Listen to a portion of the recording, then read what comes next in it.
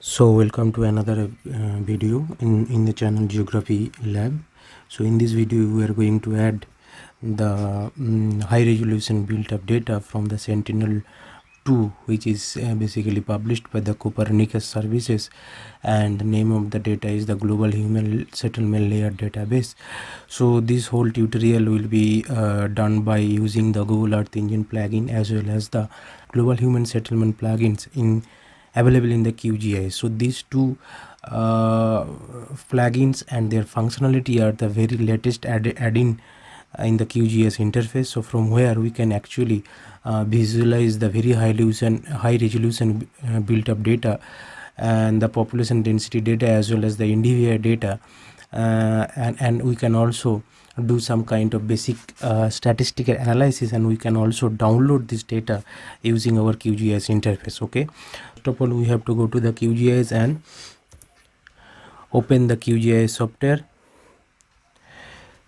and after opening the QGIS software you have to go to the plugin to manage and install plugin and search for the Google Earth Engine plugin.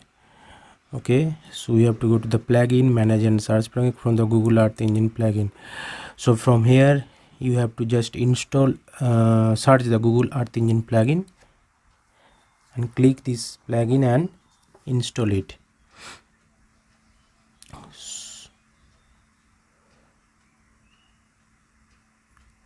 So here I already installed it, so I am going to reinstall it here. So anyway, you can install it here. Okay, it will take 1 to 2 minutes for downloading the plugin and the installation of the plugins. So plugin has been successfully installed, and so then we have to go to the Python console and write here import EE. So that's in this way we can call the Earth Engine a login administrator. Okay, so after clicking this import EE, one pop-up window will open from where you have to sign in using your Google Earth Engine account details. So from there you have to put your email ID, valid email ID, and the password for logging and the Google Earth Engine account. Okay, so after allowing all the security details, you will have a success code which will be appear in the window, and you just have to copy this success code and paste in the authorization pop-up window, and then OK, click the OK, and it will activate the successfully activate the Google Earth Engine authentication from the QGIS interface. Okay, so it's already it's been saying that successfully saved the authorization token. Okay, that means we are successfully linking the Google Earth Engine details with the from the QGIS. Okay, so then you have to just write the print Earth Engine dot string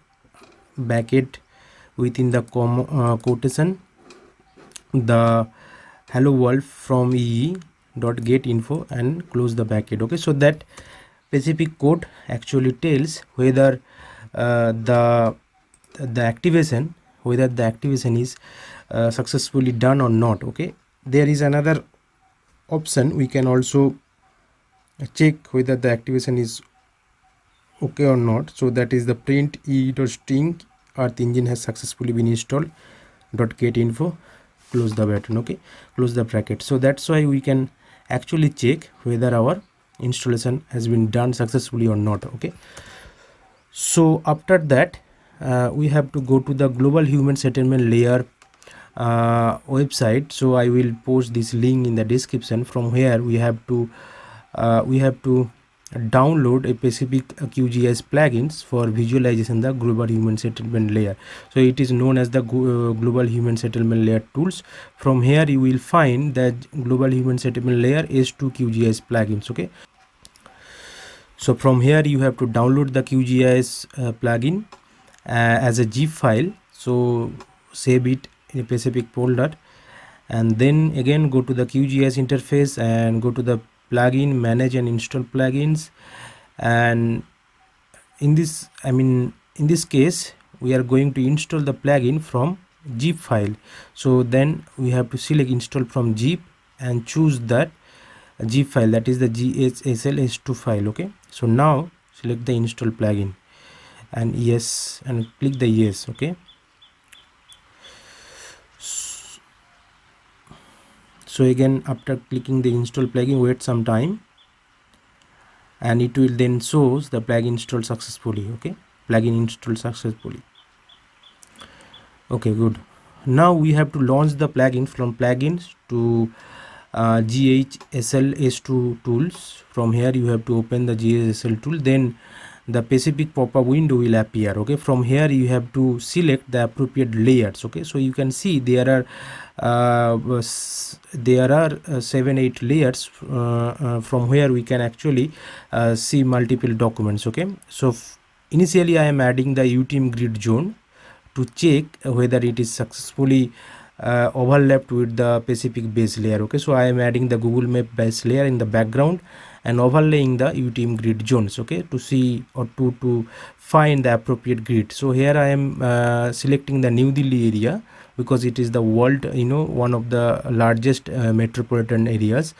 So from here I am selecting the GSH S2 probability built up 2018 color remap. Okay, so after selecting that, I am just clicking the load layers and wait for some time, and it will automatically come the color RAM global built up probability layer. Okay, so depending upon the internet speeds, the speed will be vary. Okay, so initially internet speed greater than 5 Mbps will acceptable speed for loading, very easy loading for that layer. Okay, anyway, if we want to visualize the specific cell value, you have to click the I button beside the each layer name, and then the plus cursor will be appear in the main window, and then you have to just click the plus button to see the exact pixel value corresponding to the that pixel. That means, for example, here I am clicking that here, and the S2 probability built up is 59. That means 59% of probability is there for having a built up. Okay, in this green zone I am clicking, it is 3. That means very few probability, or only 3% probability of that pixel belonging from the built up zone. Okay, so in this way we can manually check the built up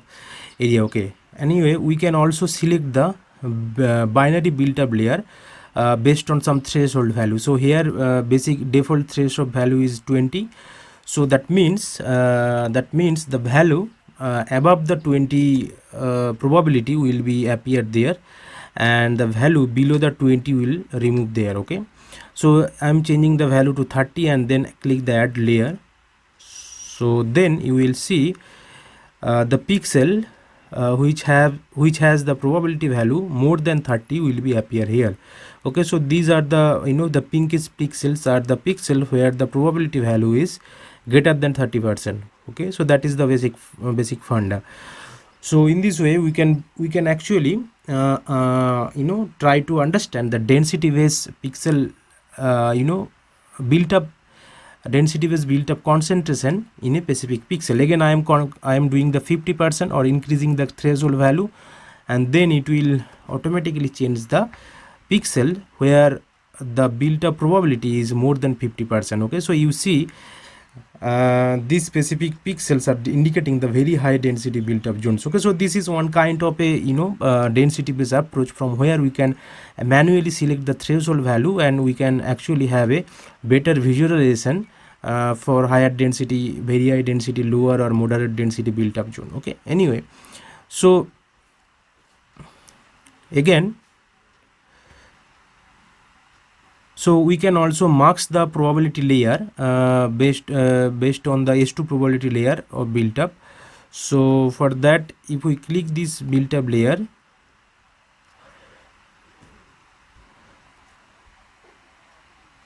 so one mask layer will be appear there. So that means only 50% the probability of built up pixel having 50% probability and more than 50% probability will be appear there. Okay, that means there are two types of kind of threshold application. And the first application, we are actually getting one binary images where we have either 0 and 1. That means 0 means no built up, 1 means built up, and the threshold value of 1 will be set through this cutoff value. But in the second time, when we are actually clicking the masked S2 probability of built up to 2018, so in this case we are actually trying to find only those pixel more than 50%, and the class will be maintained. That means it will be not the binary, rather it will be a color ramp pixel or continuous pixel. Okay, so that is the basic difference between the masked and the binary built up. So binary means 0 and 1, built up, not built up, but for the masked we have the continuous built up. Again, you see, I am setting the 20 threshold value and only checking the masked S2 probability of built up 2018, and you will find there is one kind of the color ramp from greenish to yellows and redish. So that means there is one kind of a gradual increasement of the built up density or the probability, I guess.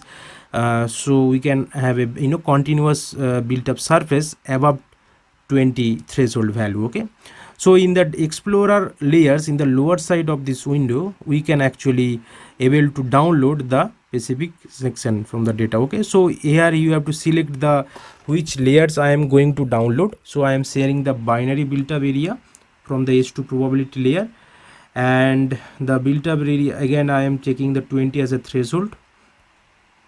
Okay, and now I am selecting the extent, that is the current view. That means the current window view I am going to download, and then we have to seek the specific folder or directory from where or in which we are going to download the data. Okay, so in this GHS folder, I am creating one folder, that is the GHS, and select the folder and click the export layer. Okay, so after clicking the export layer option, depending upon the window size, the data will be downloaded, and after a few time it will download in the specific folder. Okay, so my data has been downloaded into the specific folder, and that is name is to binary built up greater than 20, and I am just unzip here, extract the data here, and it will give the one TIFF file.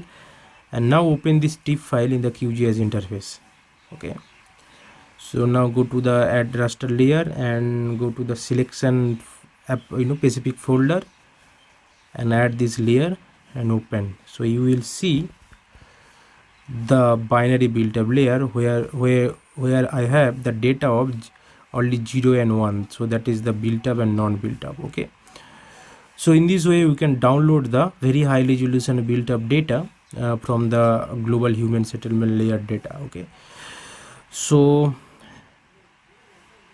thank you for the watching this video, and do subscribe to the channel for interesting GIS related videos. So currently I am doing the QGIS series. After that I will be doing the research specific series, for example hydrological analysis, the urban science, the land use science, and environmental monitoring, etc. Okay, and thank you for watching this video once again.